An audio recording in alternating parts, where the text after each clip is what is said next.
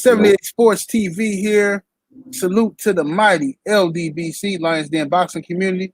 And today I have a very special guest in the building, Brother Buck City Kennels, live. How you doing, brother? How you doing, sir? How you doing? Doing great, man. Doing great, man. Appreciate everything you're doing for the boxing community and the YouTube world and everything. You know, I checked out a bunch of interviews that you did, and it's one of my guys. He does a lot of interviews with me. Bulldog Mall. He turned me on to you maybe a few months ago. So you really wasn't new when you popped up, and I was definitely excited. So hey, I appreciate it, man. I definitely appreciate you and everything. Yes, indeed. Yes, indeed, man. And for those who don't know, Buck City Kennels has some of the best dogs out here right now, and we're gonna do some bulldog talking today. So y'all buckle your seatbelts and get ready. Yes, sir. So first and foremost, Buck City, why don't you tell the people how you got into the American Pit Bull Terrier? What was the thing that led you to these dogs and say, okay, this is what I want to do? Just growing up, I was born and raised in Seattle, Washington. It's pretty much gentrified right now, but it was what we would call a neighborhood. You know what I'm saying? Back then, there was a bunch of different dogs, and I had one partner in particular. He was blessed to, like his uncles, his dad. He basically was raised around these particular animals, and we would get all these different dogs and bring them home, and what I'm saying, just out of the neighborhood, rather if we bought them for $20-$50 or if we found them and bringing them home, and just having different dogs. And then as I got a little older, actually going to my partner's yard, his dad would let us walk some of those dogs. So just being around the two different breeds, as a kid, and the athleticism and the drive and everything about those dogs. I played football, little league, little high school and stuff. So I kind of know how it is to get in the trenches and compete. And these dogs, they say, you look like your dog. You see a guy walking down the street, he might look like that dog. You know what I'm saying? I got the pit bull head, I'm a pit, what I'm saying? So I just relate to those dogs a lot, what I'm saying? Just that's kind of how I got started. But on the other levels and how I turned into a breeder and everything, of course, that was probably more of the influence and the type of dog, man, that I was blessed to be around, just kind of coincidentally. It wasn't like I sought out, to find these guys. It was just, the guys that I met through a good friend of mine, and he took me around a couple dudes, and we kind of hit it off and met a few more, and I just the whole map to where I am now. I mean, it was nothing less than amazing, dog, man, that I was able to communicate with, ones that are here and ones that are gone, so just a little backstory, what I'm saying, how I got into them though. Okay. Okay, so once you decided, okay, this is what I'm gonna do, I'm gonna get into these dogs, what made you decide to go? Well, first of all, what bloodlines do you run? Right now, I mean, if I could only pick one bloodline that I actually run right now, it would be the Michael Myers dog, and he's a predominantly Mayday Dragon Lady dog. If anybody familiar with the bloodlines, but he unlike a lot of the other Mayday dogs, like they got the Red Boy Jocko dogs that they bred. Mayday bred back to his littermate sister, which to me made the purest strain of Mayday. And this is what this Michael Myers dog is, and he's actually a smaller dog. What I'm saying? It was kind of surprising to have a dog with Mayday this close, in his pedigree, come out this small, this fast, this athletic. What I'm saying? So although I really wasn't a Mayday fan when I first got into the dogs, kind of, you know, when you're dealing with these bloodlines, sometimes they choose you, you know what I'm saying? So I knew what I had, you know what I'm saying? Sometimes, you know, people will see the gift horse, you know, and they won't notice him if it was staring them in the face, you know what I'm saying? You know, with all the good dogs that I had and, you know, being young and, you know, running the streets and, you know, I lost a lot of stuff. So I was, you know, and I am now in the stage of my life, you know, with my age and family and kids and everything where I more like value things a lot more. So it's real easy for me to, you know, see that, you know, this dog is very special. And you know, he was the one that I wanted to base my whole yard off. But seeing, you know, a lot of breeders in the past, you know, they'll keep that same bloodline. They won't do any outcrosses and they won't implement other things in their bloodline. I saw those guys kind of dwindle off and, you know, lose their relevance. So I had a unique timing. You know, my timing was unique. So I was able to see those dog men at their top. You know, I mean, a lot of dog men, they have a bunch of good dogs. And even before the social media era, a lot of people will get wind of their good dogs and just buy them out. You know, they'll just start throwing the checkbook, just start throwing, you know, wads of money at them. And a lot of people, you know, they couldn't hold up the pressure, you know, so they would be good for 6 or 7 years and they would, you know, dwindle off. And I would see that, or they would breed their dogs too tight and eventually they'll be less effective. You know, I would see that. So I was kind of able to just kind of sit back on the fence and just watch for, you know, I would say 20 years, you know, before I put anything out to the public, any of my animals, you know, because I wanted to feel good about, you know, what I was producing and what I was putting out in the public. You know what I'm saying? Right, right. Okay, so would you say Michael Myers? And I'm definitely a fan of Michael Myers. I've been watching for a long time. I did, you know, you know how the world is. I've been watching for a long time. And would you say he's more so a pure like 50-50 Red Boy Jacko, Bolio Tombstone? He might be, I say about 60-40. He might 60, be a little tighter on the Bolio Tombstone. So okay, a little tighter on the Bolio Tombstone. 40. Okay. But it's about 50-50. But I think it's, you know, if you break everything down, you know what I'm saying, I think it's about a 60-40. So okay. Yeah. Okay. Yeah, he's definitely a good looking dog. So is he still alive or did he pass? No, he's still alive. He'll be 11 in October. Okay. Yeah. Okay. He's still around. So I gotta ask, for personal selfish reasons, when are you going to breed him again?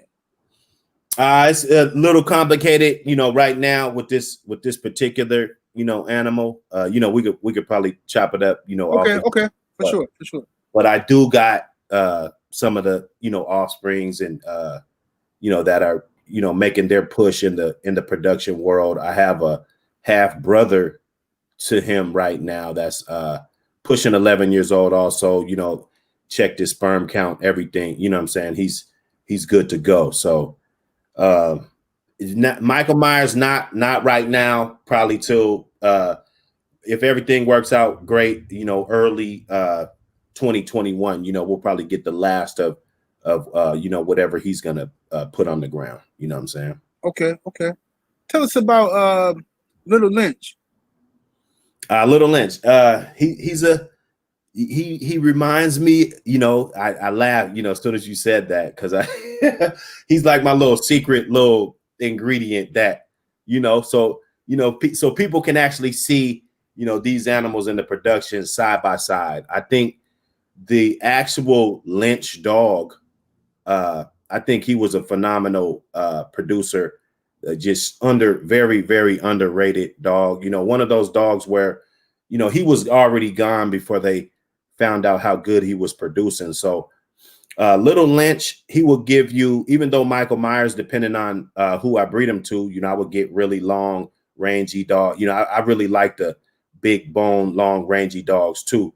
But Little Lynch, you know, he, you know, acts exactly the same as Michael Myers, look exactly the same, but he's probably about 20, 25 pounds bigger. You know what I'm saying? So you can look at his pedigree and you know, it's a Mayday dog when he's coming, because he has that really big size, even though he's a red dog, you know what I'm saying? But he produced pretty good for the previous owners that had him, and I got a couple litters off of him now. So, you know, we're just looking to get as much as we can while he's still around. You know what I'm saying? You never know when these 10-year-olds just don't want even if they don't want to breed. But right now he's real smart. He knows exactly what to do. You know, I think he got some something left in the tank for sure. Okay. Yeah, he looked very interesting. I was checking him out. I like you know what I mean? I know I'm familiar with the top, but the bottom was a shock to me. The bottom was real pretty. That's a real pretty. Whew, man, real pretty on the bottom. So tight, like, and I thought Michael Myers was like, you know, okay, this is the tightest, and then you see this one, and it's like, wow, you know, he's probably 10 times made a dragon lady in the first, you know, 4 or 5 generations. So he indeed is probably one of the tightest also. Right. Okay. There seems to be a big trend nowadays towards red dogs. Do you think that this is more so based off of the best dogs being bred, or because of there's a lot of greenhorns that read a Richard Stratton book that might be looking for old family red-nosed dogs? What do you think? Because this question was asked to me yesterday. I figure I asked you. You know, that's a good, interesting question. Thank you for asking it. You know, we talk about the greenhorns and, you know, everything like that. You know, as of late, I just, you know, they get in. You really never know what, you know, conception like he was talking about Hans, because you know, because these are, you know, being a black nose, these dogs, buckskin dogs, and he only gives praise to the red-nosed dogs. You know, Hollingsworth was the same way. You know, he wouldn't keep a black dog. You know, that's all he wanted was red dogs. He felt like, you know, the red dogs were superior. You know, well, let's say for the record, with all due respect, Hollingsworth was a racist as well. Definitely. Yeah. He you know, it's been a lot of people that, you know, can vouch for that for sure. So because of the dogs, I think, you know, if we break it down and maybe make a top 100, you know, of, you know, the last 30 years, you know, I think it'd be about equal, you know, as far as the colors and, you know what I'm saying, you know, good dogs. And on that field, you know, that no longer exists, you know, in the box, or, you know, whatever people want to call it. But I really don't think, I mean, sometimes I do things like that. Like I might keep a couple black dogs here and there. Let's say I bred a Croata female. You know, Croata is a black dog. Most of those dogs are black. You know, I bred her with Little Lynch. You know, there's one black one in there. I want to. That sounds beautiful. Little Lynch and Croata. Yeah. That sound. You get any more puppies left off of that? Yeah, I got a couple. No, we'll talk. And I'm really into getting them in the right hands, you know, more than anything. I mean, I know the value. Everybody knows the value. You know, we're not stupid, but you know what I'm saying? I'd rather you know, have them in good hands, you know, somebody that can actually, hey, I got to, you know, promote me too. You know what I'm saying? So absolutely.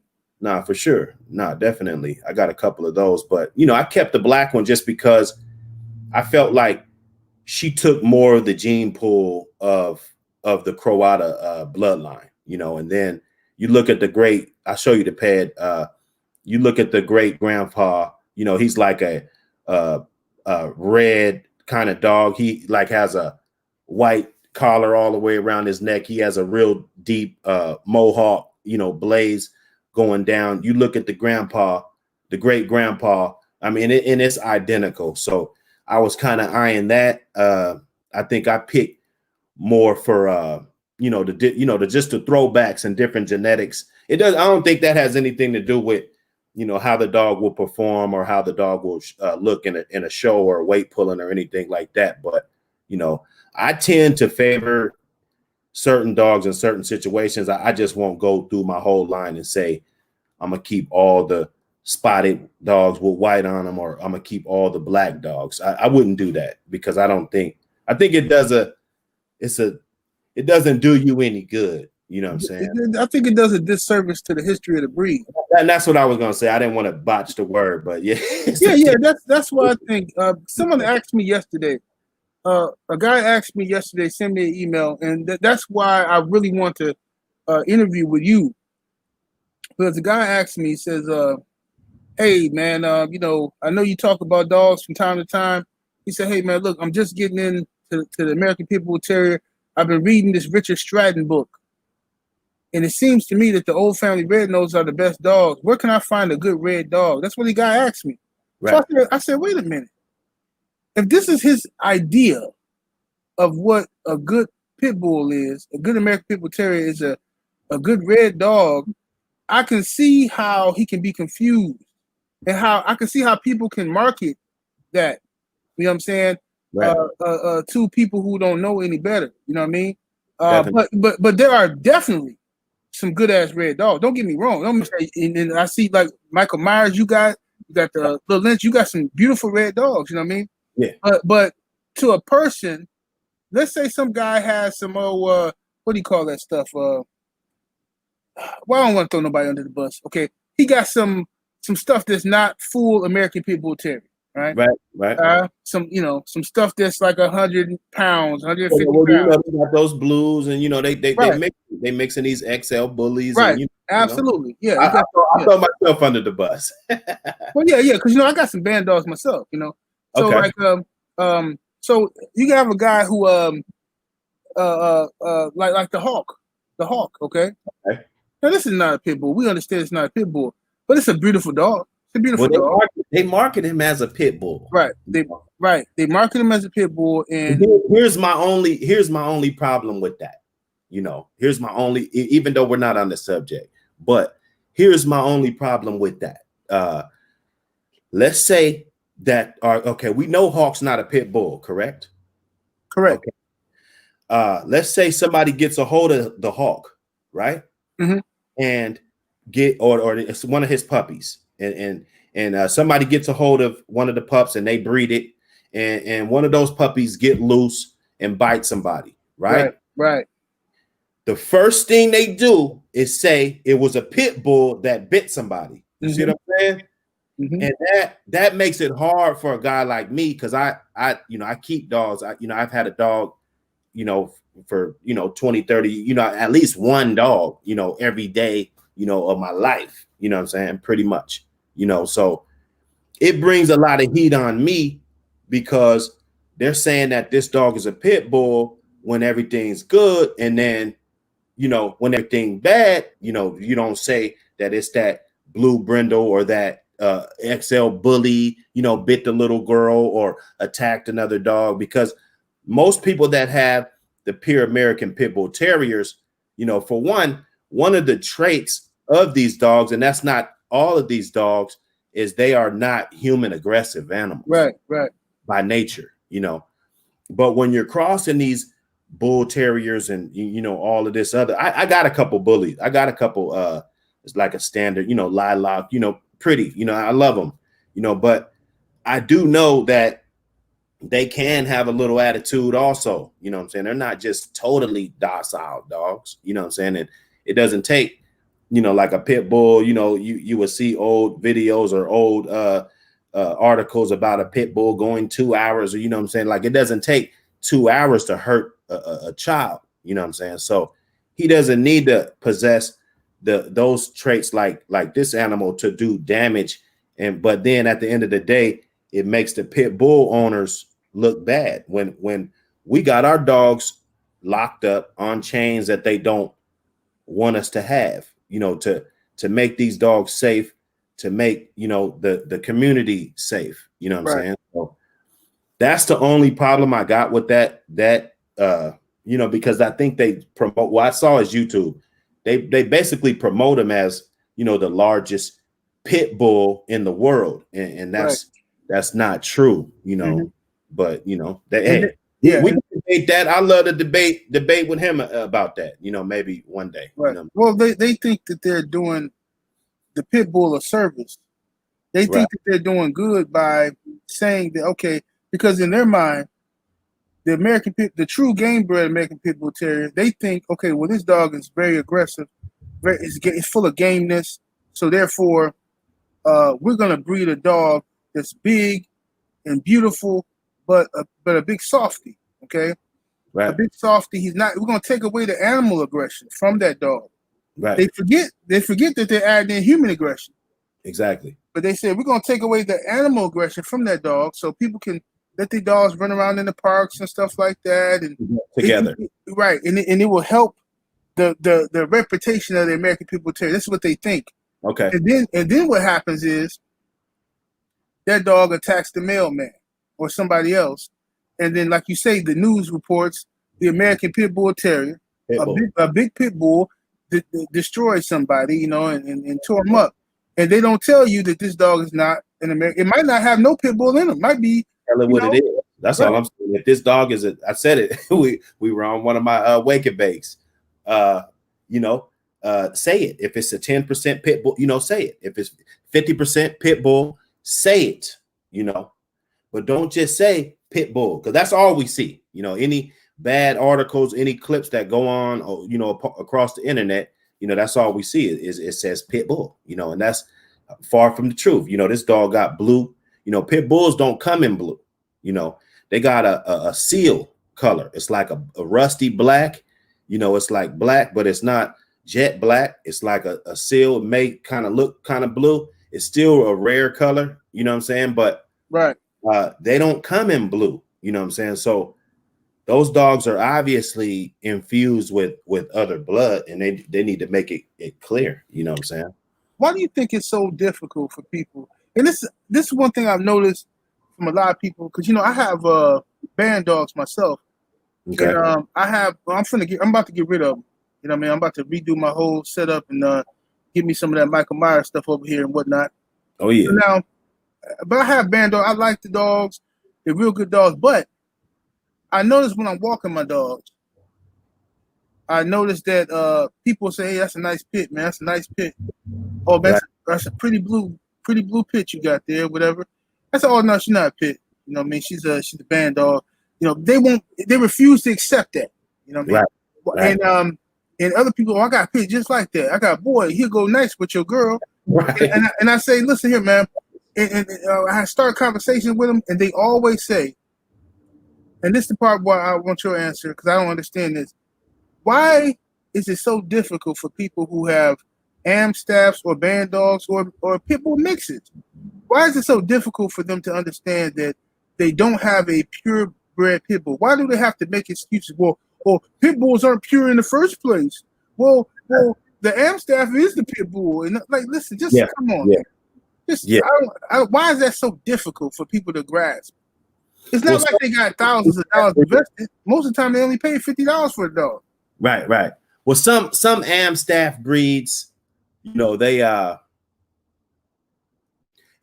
kind of get a pass because they actually were bred for the, you know, the old school gameness, you know what I'm saying? But about all those other dogs, you know, I think it's more the lack of education, because before I actually, like, I had my partner, he had those dogs. I think they were like boomerang dogs. And then, you know, we're talking about these red dogs. There was a red boy Jocko dog coming off the Big John, you know, yellow saber, you know, line. And then I think it was doubled up. So it was real heavy. This was like the first that we could say like pure American Pit Bull Terrier that I saw. It was around 95. You know what I'm saying? I was still a kid. I'm 40 now. So I was about 15 or something like that, you know, give or take. And when I first saw this dog, he looked weird. You know, I didn't really know what I was looking at. You know, I was like, wow, you know, because it was far different from those boomerang dogs that his dad owned. You know, those were more of the, you know, you see the little grimy kind of, you know, pit bull, short, small. But now here's this big, long red dog with big, long ears and, you know, big, long muzzle. You know, I can't explain like what he looked like. But then, you know, I had to grow up with him. So like, he's a year old, he's 18 months. We go over there. They got a big tugboat rope or something. We throw it into the dog's chain spot, and we're pretty strong kids, but this dog was always stronger than us. We really couldn't grasp and understand that. And then there was another one that my friend got. I ended up purchasing it from him, and it would take us, until this dog maybe was a year and a half. People would think, like when I first got it, they were like, that's a Taco Bell dog, that's a Chihuahua. So until you actually see, what, a pure pit bull, or at least a few of them, really look like and really like have one and own one, you always kind of think that, those other dogs are the same. You know what I'm saying? Just right. I think it's just, just how people do. Like growing up, I mean, they, gentrification, they kind of had us all in one neighborhood. And, we saw white people a lot, but, we didn't really mix with them as much. You know what I'm saying? So you kind of think that they look the same, just like you'll think like the police probably think a lot of black people look the same, you know what I'm saying, until you actually get to know them, as a person, then, you'll see like they're very different, you know what I'm saying? Or just like an Asian, might think, a lot of Asians resemble each other until you meet them. And then it's like, okay, they are very different, they're all different, you know what I'm saying? But if you don't know them or affiliate with them, or, socialize with them, or, have them around, then you probably just think that they're all one breed, you know what I'm saying? Right. Yeah, so it could be that. I don't know. I'm just well, talking. yeah, I hear you. I think that yeah, like people have in their mind what a pit bull looks like: blocky head, big head, muscular dog, Right. And like you said, my grandfather had the American Pit Bull Terrier, but in the beginning, when I was younger, his dogs were thick. They were big. They were thick dogs, like 50 pounds or more, 50 pounds, between 50 and 60 pounds, big, heavy dogs. But the more and they were boomerang heavy dogs. Right. He called them Diable dogs. You know what I mean? He didn't want to give Boomerang no props. He just the Diable. He was old school, Right. So then, as he continued to inbreed and stuff like that, the dogs they got smaller. Start to see them get smaller and stuff like that. Mm-hmm. But I noticed that I've seen game bred American Pit Bull Terriers. They don't look like nothing. I mean, people be walking these dogs look like a skinny little skinny little lab or something, or some little hunting hound dog or something. Don't look like nothing. Narrow heads and narrow bodies. Don't really keep no muscle mass. Just a little frail. Just depends. It all depends on the genetic make, and that's kind of like where I come in, because sometimes you can breed these dogs not really knowing. And those are the type of animals that you can produce too. You know what I'm saying? So I try to get a head up on knowing what the dogs that I'm breeding can produce before I actually do it, and to kind of predict the dimensions of the dog, the height, the weight, you know what I'm saying, the bone density and stuff like that. But yeah, this blood, depending on how it's crossed up, you can get some skinnier dogs. It doesn't mean that they're any worse than the thick ones, or better, or their drive, or their integrity or anything like that. But yeah, you're right. They you get some that they don't look like pits. Yeah, and that goes back to the color thing. It's like the dogs historically have always been bred for their ability, and then their work ethic, their gameness. You know what I mean? Historically, right? And so that's why they come in so many different looks and colors and stuff of this nature. You know what I mean? You see a dog, a dog with a little narrow head, look like it's been mixed with greyhound or something. Yeah. Then you see another one that look like he got all kind of bull mastiff in it. Yeah. And that's typically how it goes. But I wanted to ask you as well. If what do you think of? Because I watch your videos a lot. I see a lot of people in the comments and stuff. Some people get angry and say, "Oh, this guy, he's biased for the Red Boy Jacko for the Mayday dogs." You know, what about Eli? A lot of people got Eli. A lot of people got dogs from the Carver Eli crosses and stuff like that. Right. What's your thoughts on the other bloodlines?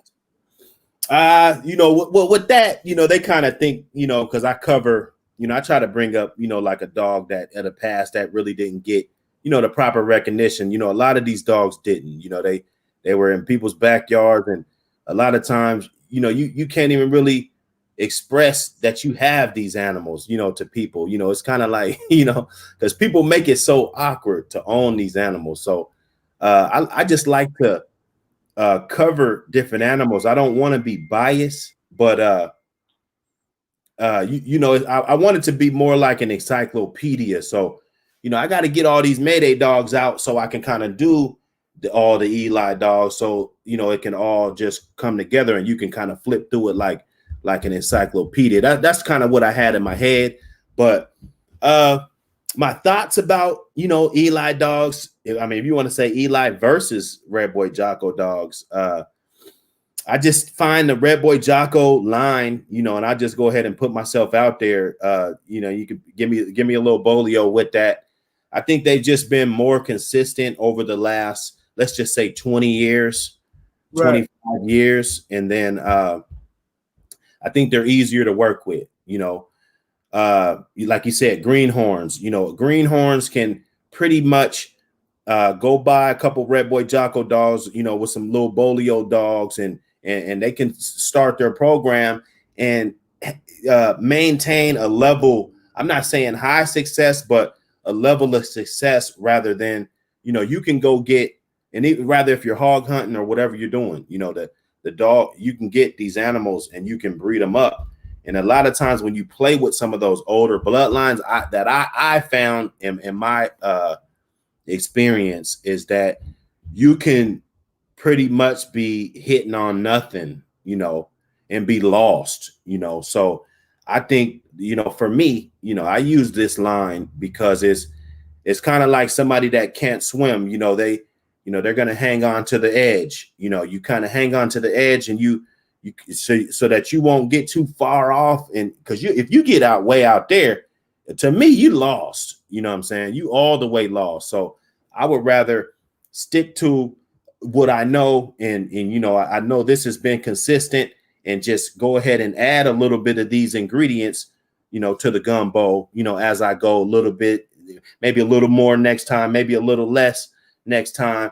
And within the whole goal is to create, the best animals. And if I me personally, I think if I jump out there with just anything or some of those different bloodlines, I mean, I ain't gonna even name 5 of them, but some of the non-Red Boy Jocko Bolio Tombstone lines, you get those and get to breeding them up, and you sometimes you'll just be in the dark. I seen it. I got friends, they do it, they do it now, So. Right. Yeah. Like Eli was when I was a kid. I was like in the 80s. That's all I heard was Eli this, Eli that. Maybe I'm still hearing about Bolio, Boomerang, and stuff like that. But the magic hadn't been really created yet. You know what I mean? Right. Then it got to Jeep, Rascal, and I never hear that anymore. I don't even know what happened to Jeep Rascal. Like, I don't know what the fuck happened to that. Yeah.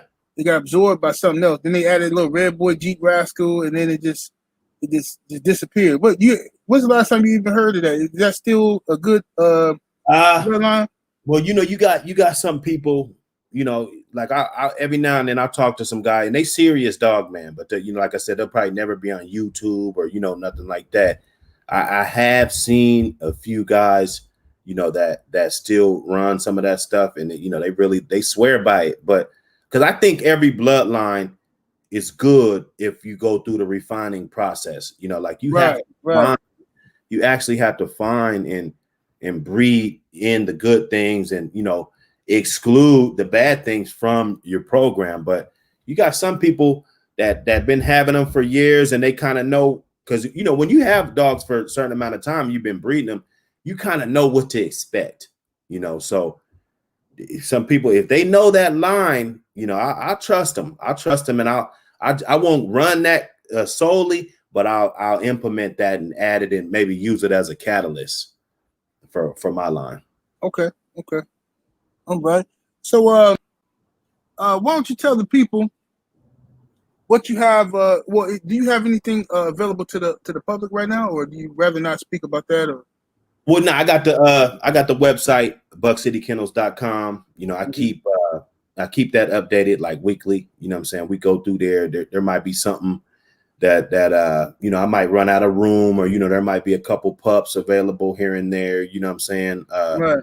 But pretty much just like a platform, you know, where people can go to and, you know, look at dogs and, you know, get a little bit of education and, you know, just about building. You know, I'm kind of I want to build that bridge from you know, people that just own these dogs to, you know, be able to show them and, you know, in a positive light, you know, weight pulling, wall climb, you know, Right. a bunch of different things. So I'm really looking for people that are kind of interested or already doing that, because I think, you know, once we get those dogs to that level, then, you know, they made it out of the hood. You know, they made it out of the backyard. You know what I'm saying? So Right. I'm really I got some stuff going on. You know, I ain't really like flamboyant about, you know, advertising everything. You know, Right. I just you know, if people are serious, like you said, you know, they'll hit you up and you know, they'll see what's up. You know what I'm saying? Okay, for sure. And two, I want to ask you this, man. My last question for you was the dog world. You know, I gotta admit, I'm like a little shocked at the lack of brotherhood, the lack of fraternity amongst dog men. Right. I'm a little shocked at like the constant beefing, the constant I'm better than you, and this guy dogs suck. You know, Yeah. like what happened? Like what this used to be like a okay before my time, right? I always heard positive things about the dog community. It was like a brotherhood. Why is Right. there so much negativity and competition now? Why can't everybody just eat? You know, and that is a good question, because I was talking to another good breeder, and, you know, they told me, that was like, you know, there's plenty enough out here for everybody. You know what I'm saying? That was his statement to me. You know, I wasn't expecting that, because I had got stuff off of him and I didn't know how he felt about me marketing some of the things that he had. So, you know, he pretty much cleared that up. You know, he didn't have no problem with it. I think the trash talk, you know, like I said, I don't know, because I just kind of stick to the yard. But, you know, I had a few friends that, you know, they kind of engaged in some of those old message boards and stuff. And I do remember, I never engaged in any of it, but I do remember, you know, it was a great deal of trash talking amongst grown ass men, you know what I'm saying? And some of it was hilarious, you know, entertainment. You know, I mean, we all laugh, you know, at whatever we want to laugh at, pretty much, you know what I'm saying? So I think it's always kind of been around, the brotherhood part about it. You know, I mean, people took losses in this game. So, I mean, you got the envious part of it. You know, maybe this guy didn't lose his yard and he got some of the same stuff that you had, and you lost your whole yard. And, you know, it goes back and forth, man. Everybody, they talk trash about breeders. You know, they call them peddlers. But there was another quote from, I think, Phil Epinetti or Epinet, RIP, good dog, man. You know, he's had his hands on a great deal of dogs and done a lot of good business. But he said that term came from people that were unsuccessful creating their family of dogs, and so they or selling dogs. You know, they're just unsuccessful. You know, like nobody is calling nobody a peddler that's selling all of his product and, you know, he's happy. You know, Right. I mean, somewhere in there, you know, this guy advertised or you know, he's got a yard full of puppies that he can't sell, and then he sees this guy over here selling dogs, and now he wants to take shots. So you definitely got to look at that too. You know, it's a million things that is, you know, the reason why the game is where it's at now, in my opinion. Not just So yeah. Oh yeah, that's a good point. You know, if you have enough dogs in your yard, especially a stud, that are a hot commodity, Right. you're gonna sell some puppies. You're Oh gonna yeah. sell some now. Yeah. Now, if you don't have, if your dogs ain't doing what they're supposed to do, I can see somebody getting envious of somebody else's yard. Right. Then you got to add in the part of you might be running the same blood as somebody else, but Yeah. his turned out to work out better than yours. Yours might be cold or something, you know, and Right. his is working out pretty good. So now that can create envy, jealousy, you know, and stuff like that. And then we gotta get to the topic too. I almost forgot this topic. The other topic that I found out is a big topic in the dog world. The secretive, real secretive, is secret beefs that lead to paper hanging. Oh Oh, man. secret grudges and beefs that Oh yeah. lead to I'm not giving your dog no credit. Yeah. I was shocked at how many people have told me that they have hung papers on dog. Oh, I ain't fuck him. I'm not giving him no credit. Like, Yeah. wow. Yeah. They lose the what it's because it's all about the dogs.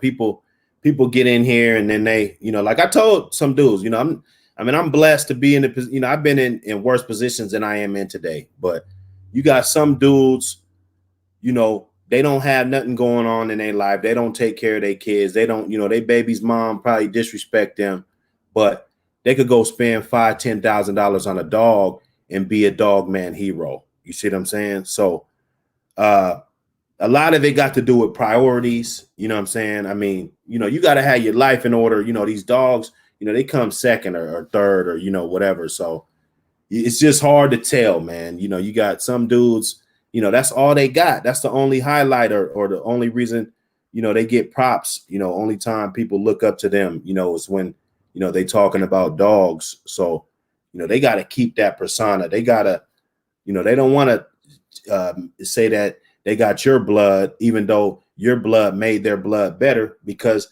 they think that it's not big enough for everybody. And they think everybody's going to run over there to you and start spending money with you. You know what I'm saying? So right. I think the old timers, because I would guess that it'd probably be harder to move dogs back then. You know what I'm saying? You got these slow ass computers and, you know what I'm saying? You got to call it from the house phone. This guy's at work. You can't call too late. Or you got to send a letter.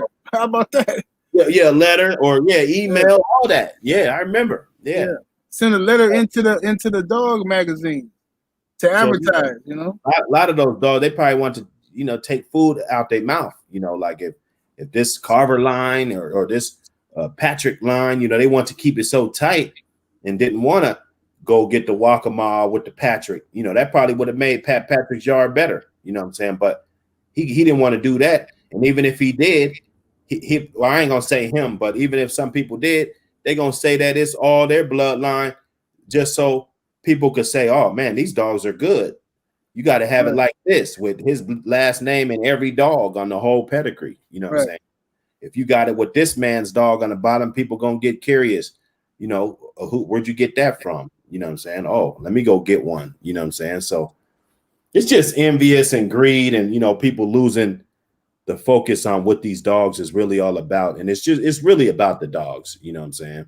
Mm-hmm. I think I was, and I had jokers and, there was, the good angel and the bad angel, some people over here, they're clearly heckling you and, telling you the wrong shit. And then you got maybe a couple good dudes, they're in your ear like, hey, that dog is still a pup, or it's still, just giving you the right things you need to hear.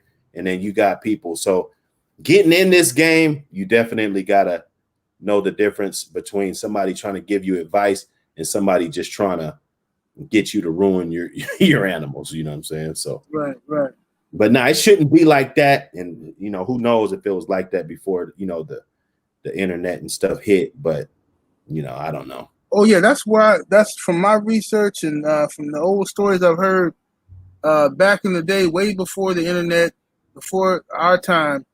Them guys was hanging papers and they're not stealing each other's dogs and renaming the dogs. Steal a dog and then steal a dog from Texas and then go to Mississippi and put the dog in the contest under the whole nother name, you know, Right. and just unbelievable stuff. Unbelievable, you know.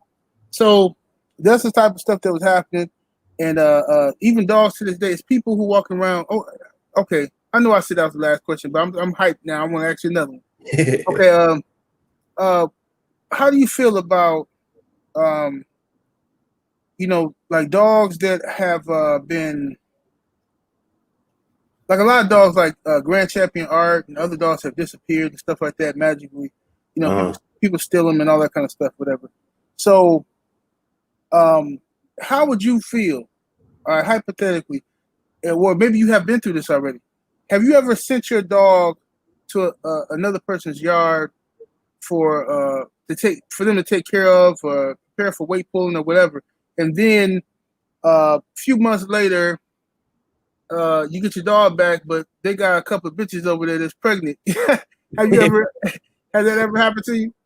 No, not that. But I've heard some. And like I said, I don't want to throw nobody under the bus, but I've heard, you know, dogs that went down just for a breeding and then ended up, you know, having a whole career. You know what I'm saying? Right.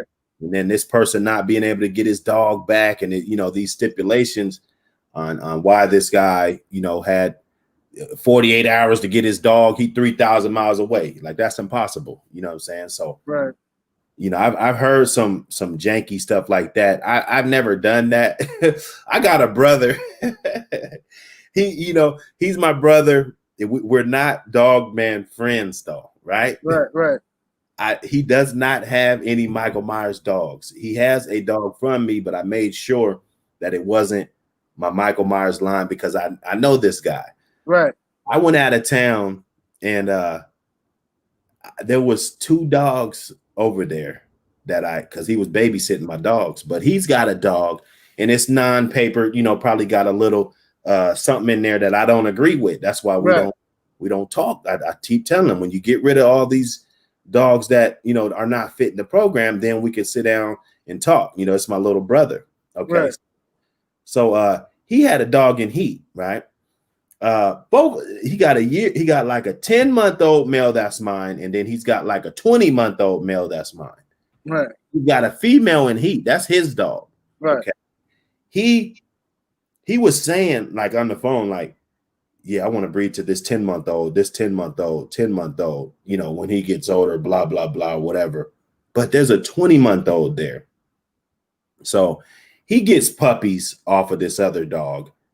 And he has this dog, and I swear I don't have the dog anymore that was over there, but this dog looks, man, identical. Right. You know? And we laugh about it all the time. Right. It ain't no secret, because I'd be like, that dog's off of Future. You know, the dog's name was Future. Right. And it's funny, man, because that's my brother. I know he stuck that dog, and I'm not mad at him. I told him, I said, bro, I'm not mad. I don't want nothing. Just tell me you did it. You know, he won't tell me he did it. So that's the only time something like that or anything remotely close to that happened. But you know, I thought that was funny. Oh yeah, they definitely do that. That happens a lot. To my knowledge, it happens a lot. And like, even in the days of, you know, Don Mayfield and Bo Drew and all them guys, they're like, a lot of them guys, it's always arguments about, oh, that was my dog. He stole my dog, or my male produced that. It wasn't. Even in more recent times, you keep hearing this rumor. Look at Mayday. They said Mayday in deadlift. You know, exactly. Mayday in deadlift. Right. Dog. They said that. They said Luke Kane and Barracuda. You know, these are 2 great dogs. Right. Supposedly off Mayday. They said it was off of off a deadlift. Yeah. Mm-hmm. So yo,